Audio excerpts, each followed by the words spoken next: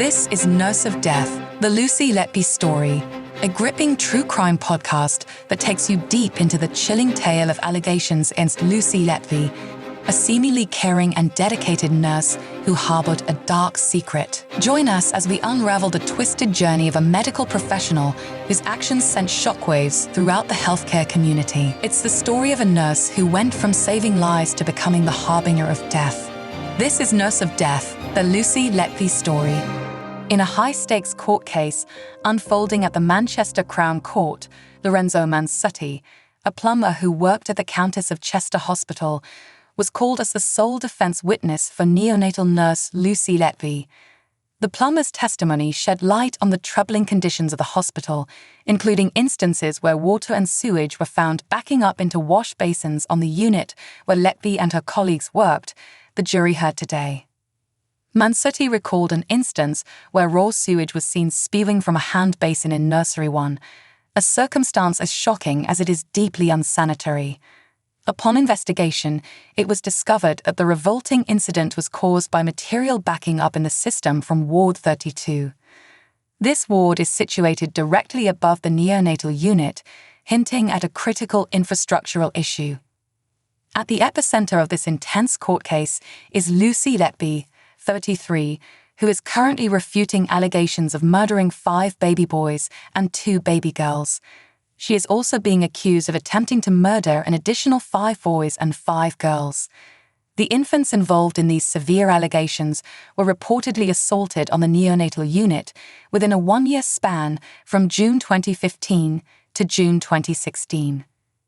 A separate incident in January 2016 further spotlighted the concerning sanitation conditions at the hospital. Nurses found themselves using forceps and a length of oxygen tubing to unblock a sink in Nursery 4. This sink was obstructed by a piece of white cloth, and a staff member had noticed a strange glistening on the floor near the location. Despite their efforts to rectify the situation, the blockage resurfaced just 2 hours later.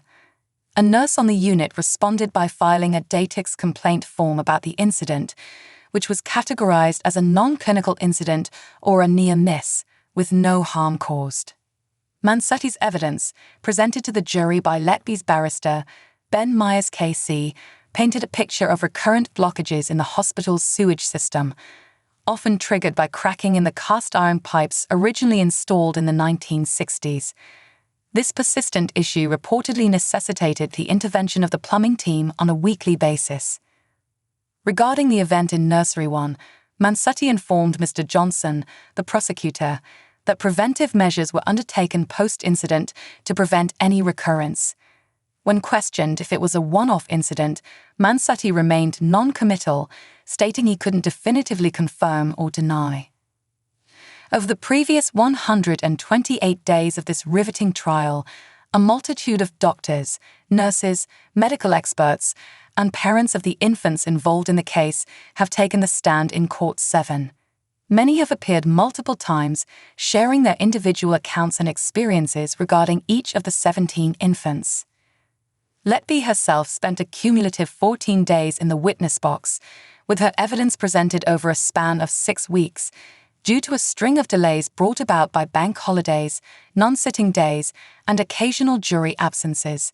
During 9 of those days, she was subjected to a thorough cross-examination by Nick Johnson KC, focusing on the events of 2015 and 2016. The jury, composed of 4 men and 8 women, have been together since the inception of the trial on October 10th of the previous year. They now await the closing speeches from both the prosecution and defense, along with a summarization by trial judge Mr. Justice Goss. The prosecution maintains that Letby, a Chester University graduate, had injected some of the babies with air or liquid, and in 2 cases, allegedly poisoned the victims with insulin. Throughout the 9-month trial, Letby has continuously asserted her innocence.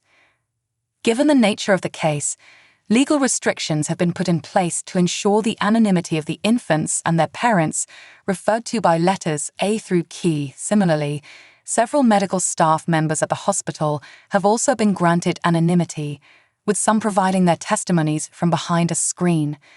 The jury is expected to retire to consider their verdicts during the week commencing July 3rd.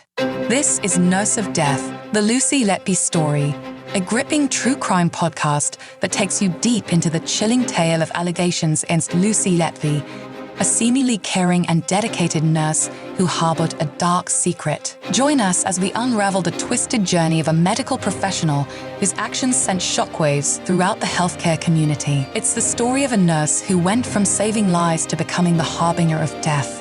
This is Nurse of Death, the Lucy Letby story.